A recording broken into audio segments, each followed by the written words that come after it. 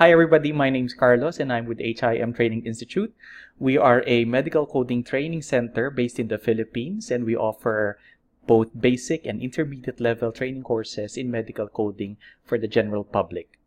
This is a session that's meant to impress upon you guys how we run trainings back here in HIM Training Institute. And this particular module will talk about the concepts of NES and NOS. In ICD-10-CM, there are two main abbreviations: NEC, which stands for Not Elsewhere Classified, and NOS, which stands for Not Otherwise Specified.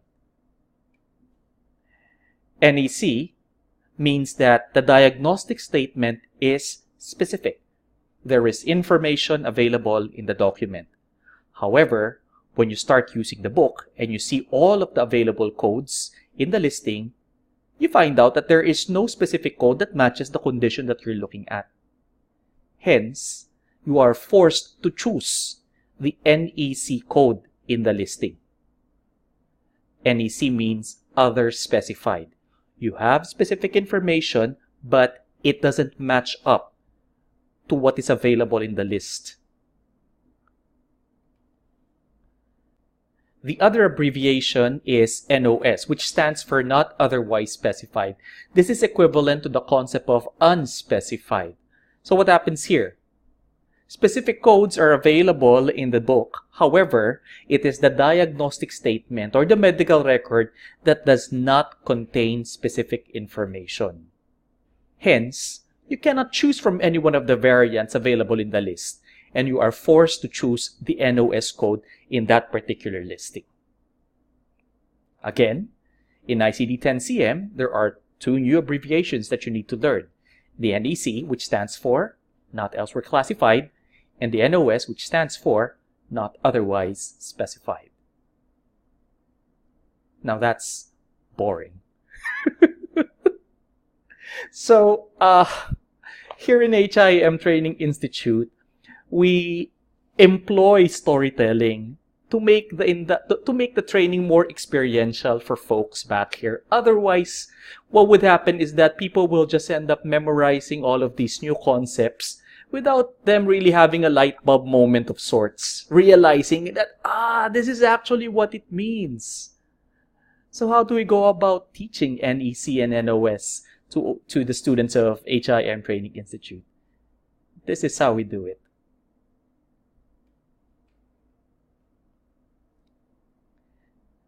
This is the story of Peter, the Parrot shopkeeper.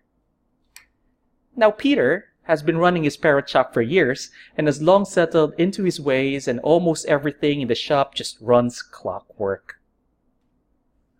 His shop has been known to carry the most beautiful parrots in town, and they come in three. Yes, just three colors: red parrots, yellow parrots, and blue parrots. Even the days when the parrots get delivered and how many of them come in each day is something that has become super regular to Peter, our trusty parrot keeper. The parrots are dropped off every Monday, Wednesday, and Friday. On top of that, Peter knows exactly how many of each color he needs to keep in his shop for his customers. On Mondays, Peter receives 3 red parrots, 3 yellow parrots, and 3 blue parrots. These numbers he diligently takes note of and marks on his list. On Wednesday, Peter receives 2 red parrots, 2 yellow parrots, and 2 blue parrots. 6 parrots in total every Wednesday. These numbers he takes note of and again diligently marks on his list. On Fridays, with the week winding down, Peter receives only 1 parrot of each color: 1 red parrot, 1 yellow parrot, and 1 blue parrot. The delivery may not be that many, but still, Peter diligently notes down these numbers on his list. One Monday morning, though, Peter walked up to his driveway to meet the delivery man. With his list in tow, he begins counting the number of parrots that came that day and the colors in which they come. But then again, Peter is a trusty parrot keeper, and he knows exactly what color and how many of each are supposed to come on a Monday, right? So he starts counting them. 3 red parrots? Check. 3 yellow parrots? Check. 3 blue parrots? Check. And 1 pink parrot. 1 pink parrot? Well, Peter was taken aback as he began to realize, hey, there is a problem here. Peter asked himself, well, it is a pink parrot. It's not red. It's not yellow. It's not blue. And those are the colors that I have on my list. Red, yellow, and blue. So how am I gonna count this fellow in? Peter suddenly got an idea. Oh, I know. I do have a list. And on that list, it says just 3 colors. Red, yellow, and blue. But since this parrot is neither one of those colors, the solution's easy. I will just add another line to this list, one that says pink parrots. And Peter did add another line to what was once a 3-color list. Signed off on all of the paperwork that the delivery man had on him, and went on the rest of his Monday. Wednesday morning of that same week came, and as always, Peter walked up to his driveway to meet the delivery man. With his list in tow again, he began counting the number of parrots that day and the colors in which they come. But then again, Peter is a trusty parrot shopkeeper, so he knows exactly how many parrots and in what color they should come on a Wednesday. So I know I'm gonna get 2 red parrots, 2 yellow parrots, and 2 blue parrots. And he also got 1 green parrot. Wait, a green parrot? Peter was taken aback as he almost cannot believe that he has the same kind of problem that he had Monday. Peter asked himself again, well, it's a green parrot. It's not red. It's not yellow. It's not blue. Nor is it pink. Now that's all the colors I have on my list. Red, yellow, blue, and pink. So how am I gonna count this fellow in? And then Peter remembered how he solved that slight bump Monday. Oh, I know. I do have a list. And it says 4 colors. Red, yellow, blue, and pink.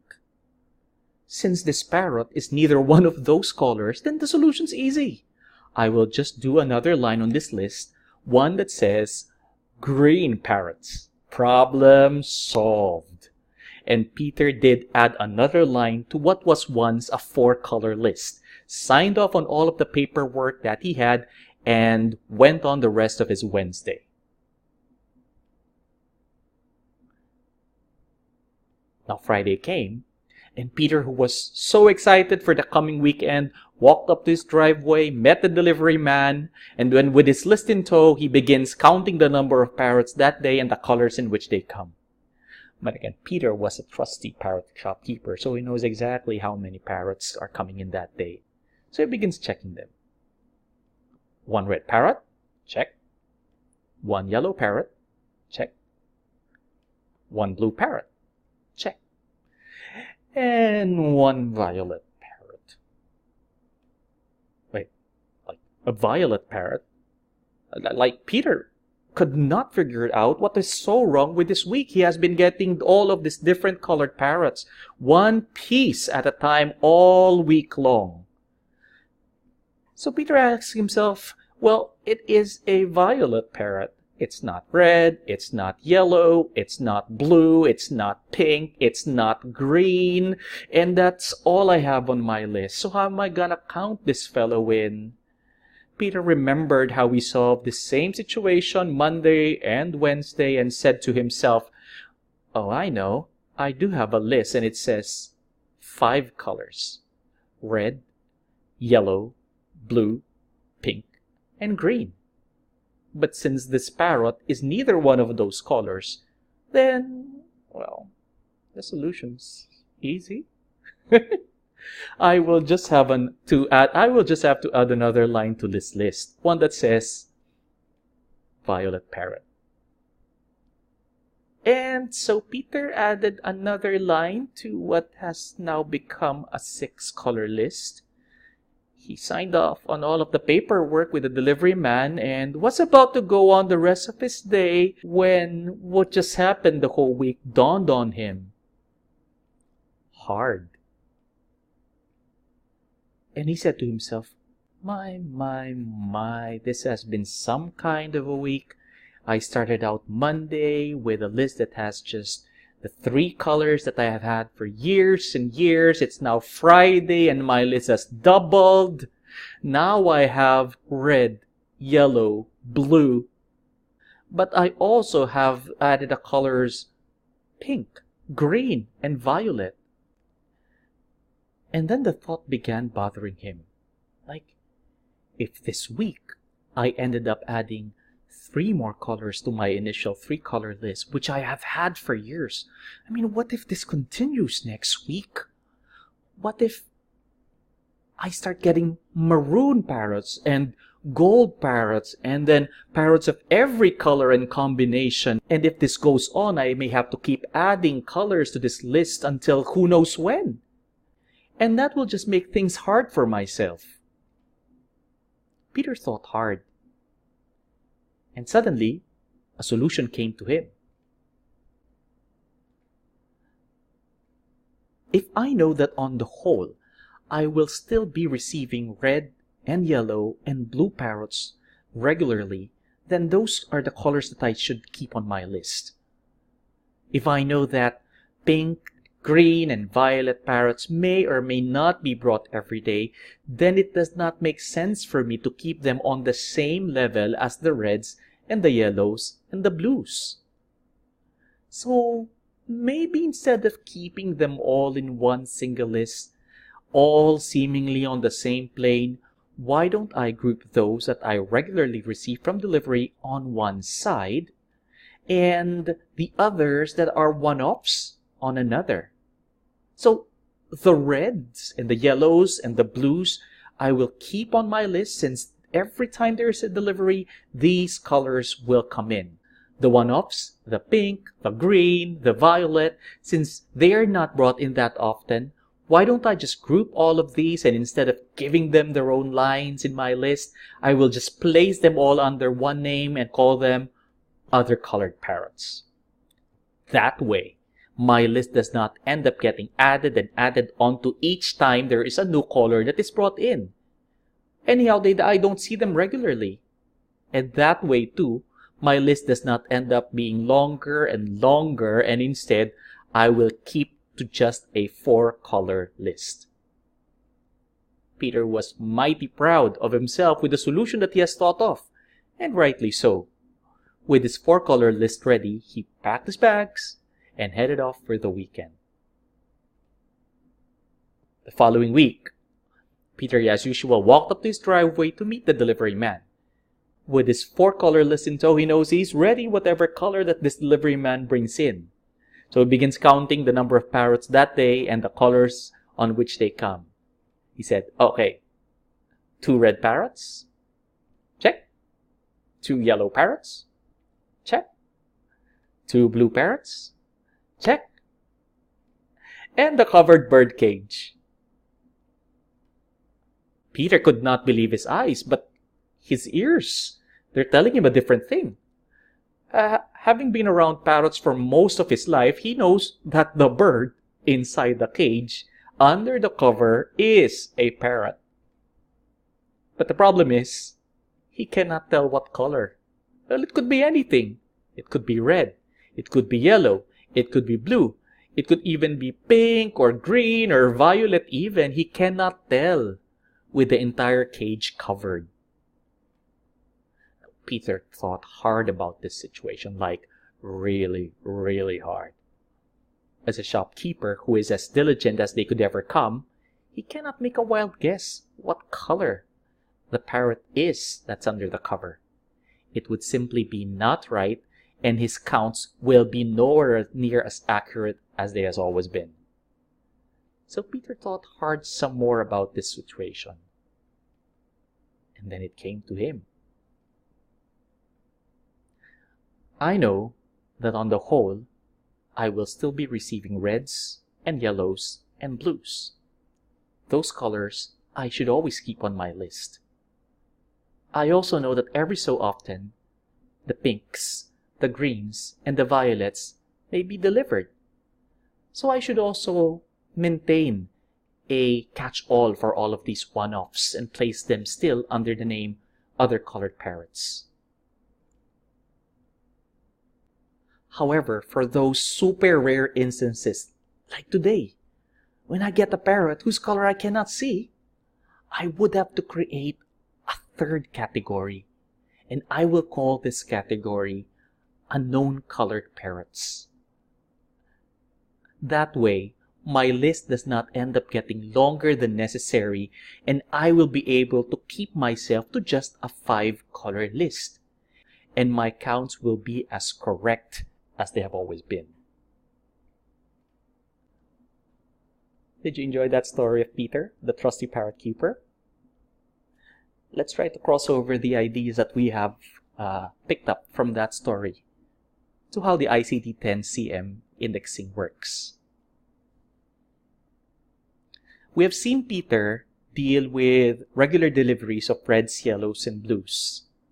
In the ICD-10-CM, those are your conditions with assigned codes. These are the variants that have their own listing in ICD-10-CM. Your other colored parrots are your one-offs. These are parrots that come in a definite color. They are not reds, they are not yellows, they're not blues, they're pinks, they're greens, they're violets. But because they're one-offs, they don't come so often. They do have the detail, the color, but they're not one of the colors available. You do have detail available in your diagnostic statement, but it is not one. It doesn't fit into one of the codes available in the book. The other colored parrots is your NEC. You have the detail, but it doesn't match up to the codes available in the listing. And the last one, the parrot under the cage. That's a parrot that you know is a parrot, but you don't know what color it is.